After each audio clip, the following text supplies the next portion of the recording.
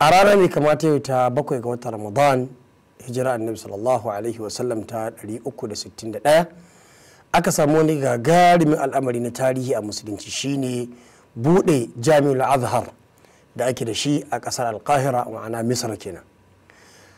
Tun gabanin lokacin da musulunci ya shiga garin alkahira ma'ana misra a hannun sahabba annabi muhammad sallallahu alaihi wasallam, mun faɗi cewa wannan masallaci a baya a tarihi mun yi manganu da yawa a kansa. To amma a wannan rana ce ta 7 ga watan Ramadan aka samu aka buɗe shi a matsayin masallaci da aka kira shi da Jami'ul Azhar.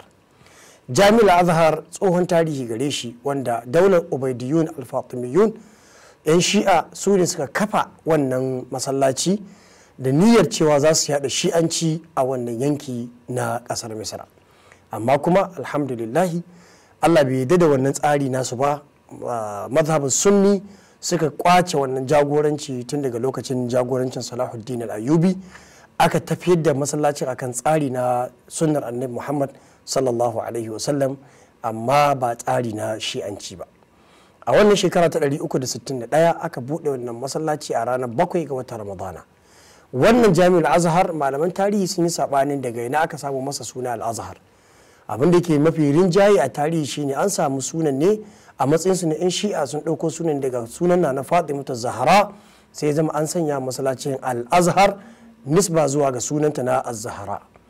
Haka Allah ta'ala ya sa wannan masallaci ci gaba da tafiya karkashin jagorancin sunni, aka dinga samun abubuwa na ci gaba wanda ya samar da malamai zakakurai na fannona na ilimi daban-daban, kama daga tafsirin alkur'ani, hadisan manzon Allah sallallahu alaihi wasallam, ilimin fiqh, ilimin lughar larabci, ilimin tarihi, ilimi na adabi, ilimi na abubuwa daban-daban.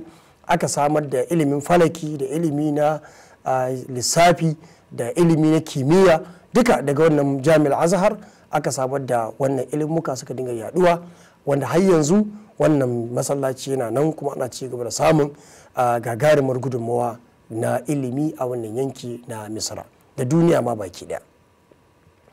Wannan masallaci da aka buɗe a ranar 7 ga watan Ramadan a shekara 361 ya samar da abubuwa har zuwa ga lokacinmu na baya-bayan nan, wanda turawa da kuma faransawa sun ta kokarin shiga wannan masallaci ko kuma wannan yanki na al-Azhar don su ga cewa sun jagoranci mulkin mallaka a shekara 1798 bayan miladiya. An samu faransawa sun zo sun kokarin mulkin mallaka a wannan yanki, amma daga cikin malaman wannan masallaci Umar Akram ya yaƙe su ya kuma kore su. Bayan duk sun yi abin da za su yi, aka samu karkashin jagorancinsa aka fitar da wannan turawa na Misar na Faransa daga wannan yanki, har ya zama cewa musulunci ya ci gaba da jagoranta al'amuransa. Hakanan turawan Ingila su ma sun ƙara shigowa a shekara ta 1881 don su ga cewa sun ƙara dawo da wannan waje ya koma karkashin Ingila, amma dai malaman wannan Azhar Sharif din su suka ƙara kora su, ba su ba su damar ci gaba da zama a wannan yanki ba.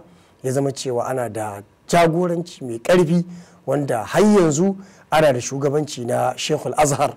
Ma'ana aka ce Sheikhul Azhar malami ne wanda yake shine mufti, shine shugabancin malamai, shine muƙaddashin gwamnati, shine yake gabatar da komai da komai.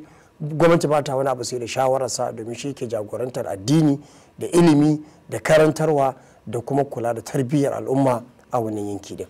Malaman wannan jami'a ta al-Azhar sun ba da gudunmawa sosai wajen wayar da kan mutane akan ilimi na addini da ilimi na sana'a da ilimuka daban-daban, wanda tun daga matakin naziri har zuwa matakin jami'a. A jami'ar an yi abubuwa da yawa a wannan masallaci na al-Azhar wanda aka bude shi a ranar 7 ga watan Ramadana a shekara ta 361 a irin wannan rana da muke cikinta.